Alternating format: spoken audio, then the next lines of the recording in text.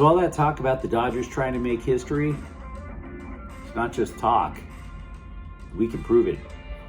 In addition to that, I think we have the reason why Carlos Vela hasn't signed an extension with LAFC. And by the way, USC football, they can't always create a team on the transfer portal, right? So what about recruiting? Good morning, I'm James. This is your daily dose of sports and snark for the greatest sports city in the world, Los Angeles. This is Faithful Angelenos. I am back in Omaha, Nebraska, and it is absolutely miserable out here. The place where corn grows and hope dies. I gotta get this out of my system before we start talking sports. You can hate on Ted Cruz of Texas as much as you want. Totally, you're right, I get it. But you have not heard political stupidity until you've heard people in Omaha try and explain school shootings. Dude, I swear to God, it makes me want to go to a school shooting and walk right in front of the shooter and say, go for it, bro. Don't need to be on this planet anymore. Lost cause, man, I swear. By the way, if you like the content we've been putting out for the last 3 months about LA sports, clickety-clack the like button. Clickety-clack the subscribe button. There's a notifications bell. Hit that. Sharing is caring, let people know we exist, and yes, comment, because I'm not perfect. I created this channel to talk sports with folks. So let's start off with the scoreboard. Last night, Freddie Freeman, 4 for 5, scores 3 times, drives in 5 runs, hits a homer, couple of doubles, Dodgers 14, Arizona 1. Yikes. Meanwhile, the Dodgers in Arizona will play again tonight at 6:40. It's going to be Ryan Pepio versus Madison Bumgarner for Arizona. WNBA, Sparks will take on Indiana. That game's at 4. Let's go some Dodgers notes here. First thing I want to do is get a really nice note out of the way. They're going to retire Gil Hodges' number on June 4th this year. He will be the 10th Dodger to have his number retired. He's a 2-time world champ, 8-time All-Star, and for a long time, he was the number 1 home run hitter for the Dodgers with 370. Eric Karros eventually got him. Injury notes for the boys in blue. Andrew Heaney's simulated game went okay, so he could pitch again against live hitters Sunday at their spring training site in Arizona. Meanwhile, Clayton Kershaw could throw bullpen as soon as next week. On the downside, Max Muncy might go on the injured list. He had a left elbow surgery, or he had to work on his left elbow. You might remember that ugly injury from last year. They think it's still bothering him. But let's talk history. This was pointed out by Jason Stark of The Athletic. You think about the 1939 New York Yankees. Murderers Row, DiMaggio, Ruth, just loaded for bear. The largest run differential in baseball history was by that team, 401. 401 runs scored more than their opponents. The Dodgers, however, are on pace to score 420 more runs than their opponents this year. And it's not just offense, although the offense ranks first in the NL in runs scored, on base percentage, slugging percentage. Pitching, they rank first in ERA. For the starters, for the relievers. And you could even argue that their best pitcher right now is actually Tony Gonsolin, which is crazy. Maybe the best team they've ever fielded. Now, I realize we're only 1/4 of the way through the year, but chasing history. Meanwhile, for the Kings, defenseman Sean Durzi had shoulder surgery. He is expected to be ready for the season. Which shoulder? They didn't say. Starting to really hope sports writers get the idea that you really should specify which body part got repaired. The Galaxy are going to play Sacramento Republic in the next round, the quarterfinal round of the U.S. Open Cup. We have a date, 7 p.m., June 21st at Dignity Health Sports Park. By the way, LAFC did not take that loss a couple of nights ago well, did they? Carlos Vela left the game with a quad issue. How very vague. We still don't know if he's going to play Saturday. We don't even know which quad. But an even bigger issue, I mentioned it before, there was an alleged agreement between him and LAFC to stay on the team. He hasn't signed it. And now we might know why. There's a report that a team in La Liga in Spain, RCD Mallorca, they apparently want him. Now, RCD, though, had to settle some of its own problems first. They were on the brink of relegation, but they wound up staying in La Liga. So I don't know if necessarily if this is a good idea for Carlos, but he's a grown man. Let him decide. Now, if this matters, with the Rams, undrafted free agents who are apparently making an impression are wide receiver Lance McCutcheon and linebacker Benton Whitley. Now, this is also according to The Athletic. I don't know what to make of it. You'll want to sit there and go, yay, Lance McCutcheon is doing great, but the team is loaded at wide receiver. Do they really need another one? Meanwhile, over at UCLA, we have a 4-star running back recruit, Roderick Robinson. He's from Lincoln High School in San Diego. He is the number 16th running back in the nation in the 2023 class. He's going to be a Bruin, so they're going to have somebody to hand the rock off to after Zach Charbonnet leaves. What you should know about Robinson, he's big. 6'1", 230. Good luck bringing that guy down one-on-one. But let's talk for a moment about USC. Here's the thing with the Trojans.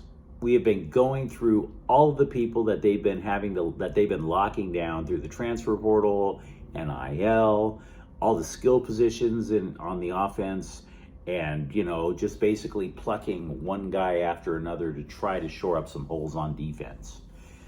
But let's be real. A good reason for that was because of desperation on Lincoln Riley's part. And that's not a bad thing. Lincoln Riley knows what he's in for by signing to coach USC. You need to win now. And so he had to do whatever it took, short of breaking the rules. Pittsburgh radio. But you can't do that forever. You need to have some sort of an idea of who's coming in so that you're not going at breakneck speed trying to build a team at the last possible minute. So let's talk for a moment about the 2023 class for the Trojans and 2024. What I've noticed just by looking through the names and going through some websites is the rankings have started to rise for SC.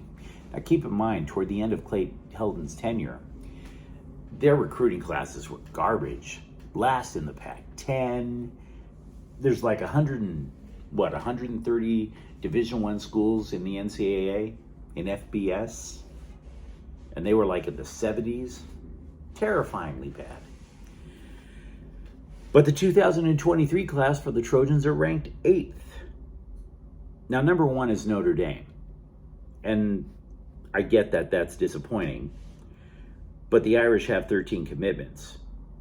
The Trojans only have 7, so they've only just begun to dip their toes in there. The thing with the Trojans class so far, though, is that the lowest committed player is only a 3-star recruit. There's a lot of schools out there who would die to have a few 3-star recruits. So in other words, what the Trojans lack for in quantity, they make up for in quality. They definitely have offensive skill locked down with 2023. They've got themselves a quarterback, a couple of wide receivers, a couple of running backs. The other 2 that they picked up are defensive backs on defense, and apparently Lincoln Riley and Alex Grinch find that to be a necessity. Now, if they keep Malachi Nelson as their quarterback, they're now set at quarterback depth, especially if Caleb Williams stays.